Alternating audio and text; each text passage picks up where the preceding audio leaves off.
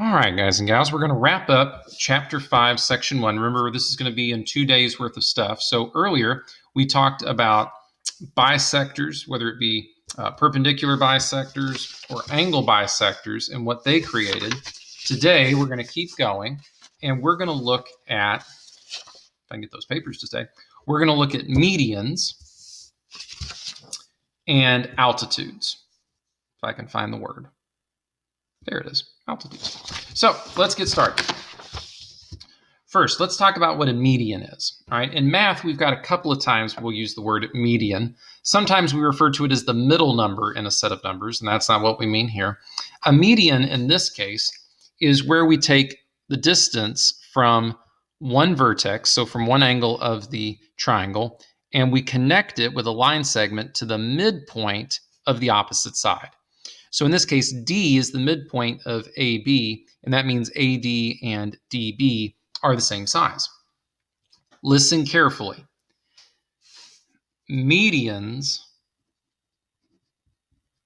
are not angle bisectors. Bisectors. Good Lord, I can't spell today.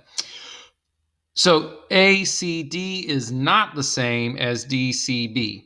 They can be from time to time, but it's not an always statement. All right. If we draw all three medians for a triangle, so for example, if I were to finish this one off, so maybe CB's midpoint is here, so we'll draw in our median. And maybe AC's median is here, so we'll draw in that midpoint. Okay. We get a point of concurrency that is known as the centroid. All right, and again, if you're having a hard time with that, centroid. Look, I can spell. So let's talk about what this means. All right, the centroid theorem. Here's what the centroid theorem says. It says, look, the medians of a triangle, they'll intersect and they form a point, what we'll call the centroid, and it is 2/3 of the distance from each vertex to the midpoint on the opposite side. In other words, let's talk about, let's talk about JC. All right, that distance. So let me kind of redraw it here. JC. All right, and P is that centroid. All right, let's say, for example, that JC is, we'll say it's 9 units long, maybe 9 inches, 9 miles, who cares? If that is our centroid, all right, our point of concurrency, where all of this meets up, then it's saying, look, the distance from here to here is 2/3 of this distance. So the distance from P to C would be 6, and the distance from J to P would be 3. 3 is 1/3 of the distance. P to C is 2/3 of the distance.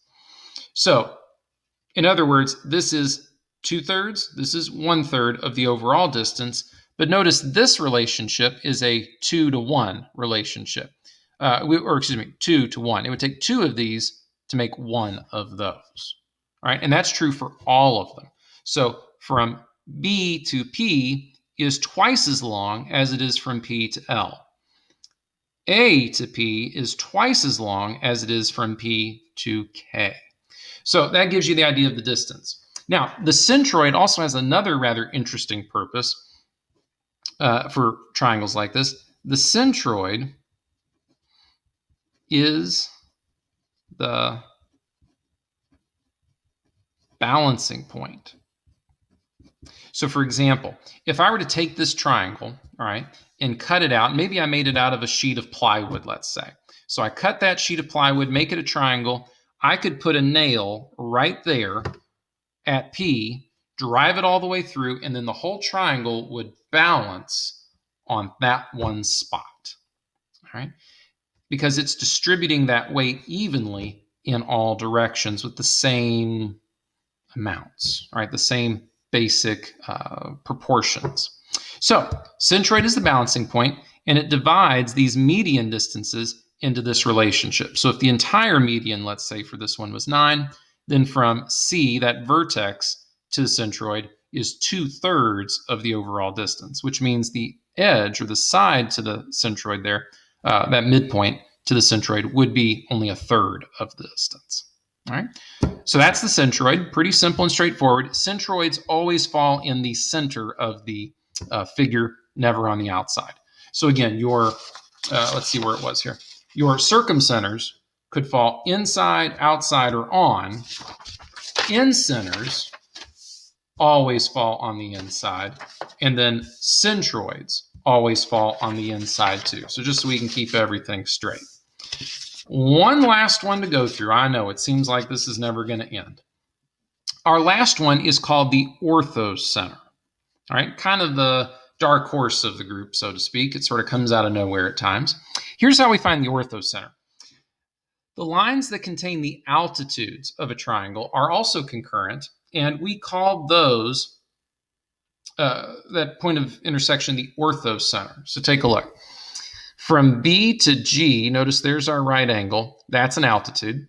From C to D, another altitude. A to F, another altitude. And they meet here at point P. We call it the orthocenter. So this is the point that if we were to, say, draw a distance from A to BC, or the distance from C to BA, or the distance from from B to AC, all of those distances would meet up right there. All right. Now, obviously, orthocenters could occur in multiple places. So obviously, in an acute triangle, it's very possible for that orthocenter to fall on the inside. However, let's draw a right triangle in here quick if I can manage it. Yes, I can. If we were to draw a right triangle, so that's ABC, I don't know, W, X, Y. If I were to start drawing altitudes here, well, our altitude on this side might look something like this. So there's our right angle. But notice, if I try to draw an altitude here, well, it's the same side. And if I were to try to draw an altitude here, well, it's also the same as our side. So our point of concurrency is right here at the right angle of the triangle. So this point, we'll call it Z, is our orthocenter. So if it's acute, the orthocenter will fall on the inside. If it's a right triangle, then it will fall on the triangle, and it will fall on that vertex that is the right angle. Now, what if we have something, and let's really make this one very obviously obtuse. There we go. If we have an obtuse triangle, now remember, when we're trying to draw a height or an altitude of a triangle, in this case, we would have to extend. So let's grab a different color here. We would have to extend this side out. I'll fit it right. So our altitude would be here, right? It would be here. If we tried it from this side, our altitude would run, I don't know, something like that. So let's extend these. So that altitude keeps going. This altitude keeps going. And then, let's see, we've got this one. And then this altitude. Oh, this one's going to be a trick, isn't it? Let's see, we've gone to this side, and then to this side. Oh, Lord. Have to extend it out. And it's going to draw. Ooh, goodness, that's terrible. Oh, but we made it work. So notice, here would be our orthocenter, whatever point it is, we'll call it Z prime. There are all of our altitudes drawn in, and it would occur on the outside.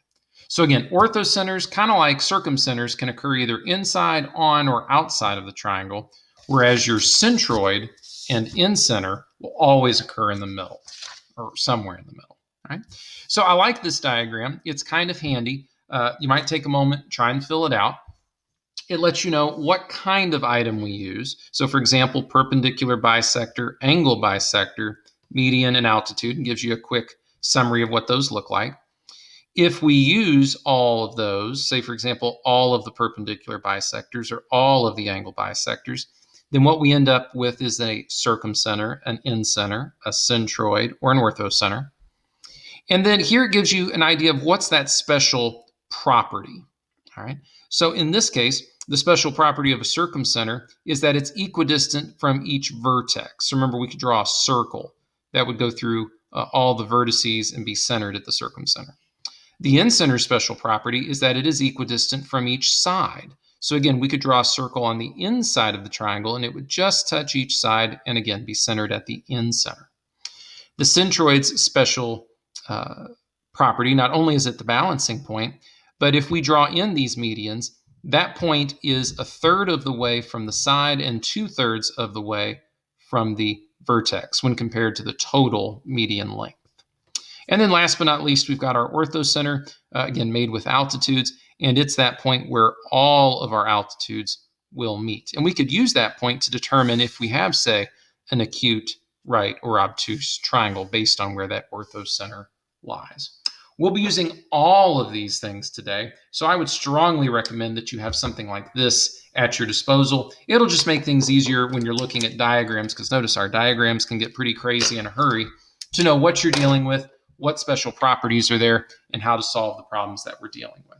If you've got questions in class today, or if you've got questions about what you've seen, please ask.